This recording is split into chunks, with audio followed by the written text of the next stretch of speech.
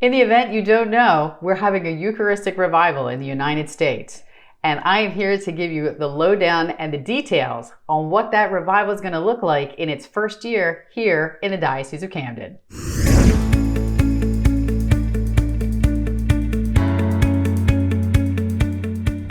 Hi, Donna Ottaviano Britt back with Season 6 of Joyful Disciples, and I'm delighted to be with you.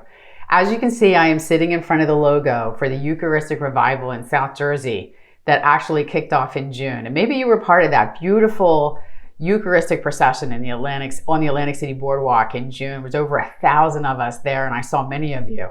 And it was really a beautiful testament to the faith that we have in the real presence of Jesus. So why are we having a Eucharistic Revival? Thought this would be a really great kickoff episode, especially because the Eucharistic Revival is going to go on for 3 years. And why are we having the Eucharistic Revival?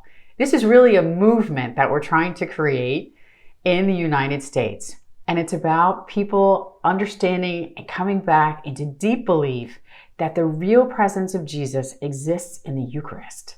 And that's really what this is all about. And just to give you a little bit of context for why this is actually happening. So a lot of research gets done by big research houses. Maybe you've read some of it, but 31% of Catholics know and believe in the real presence of Jesus in the Eucharist, which means there's a lot that think it's only a symbol. And so that's a challenge for us and work that's in front of us. 39% of Catholics go to Mass every week. 12 million plus people are willing to admit that they've considered suicide. And for the first time in our country's history, less than 50% of adults belong to a church. So those are just some fast facts on kind of the current state of faith and belief in Jesus, his real presence in the Eucharist. And so why the revival? And what is a revival? This is a grassroots movement of Catholics to bring our Eucharistic Lord to the world. And really it starts with us and our own belief and how we will bring Jesus to our people, to our families, to our friends, to our coworkers, to our neighbors. How will we do that? So I think it's our response to him, to his sacrifice, to his love, and to his call. So even if you think about the name of this show, Joyful Disciples, right? I've talked about it with great frequency, is that baptism brings us into the family of God. And what does that do for us? We become disciples of Jesus. We follow him. He's our teacher. But embedded also in that baptism is a call of missionary discipleship. And that means making other disciples for Jesus. So how do we do that? So a question for you, and maybe a question as this revival and this movement continues and how you will live out the revival in your own personal life is, what are your thoughts about Jesus? What is your relationship with him? Maybe that's a question to ask your friends, to ask your family, because in answering that, it will actually allow us to be better equipped to actually help people have an encounter and actually consider deepening or just initiating a relationship with him. And that's really what we are called to do. So there's a couple things I want to share with you about what is about to unfold across the Diocese of Camden. Now we have a website, EucharisticRevivalSouthJersey.org, and you can find all manner of resources that are on there.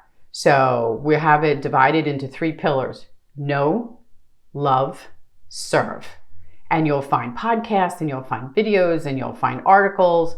You'll also find a host of resources that will help you at the parish level for book clubs.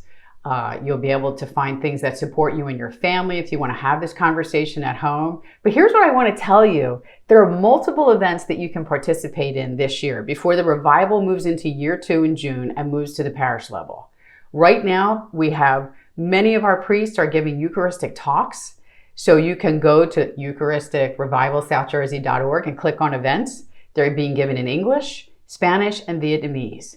There is a pilgrimage down to Washington, October 29th. There's a holy hour at Christ Our Light on November the 9th. There are so many things that are going to happen this year that increase our ability to have an encounter with Jesus ourselves, that equip us to help others have that encounter and bring Jesus out into the world. So the Eucharistic Congress will be big. We're having one. It's going to take place in Camden in March. There's so many ways to be formed, to have an encounter, to be healed, and to bring Jesus to the world. So I encourage you to participate, to go to these talks around the diocese, participate in holy hours, do things within your family, within your parish, within your neighborhoods. This is going to be beautiful work that will heal the world.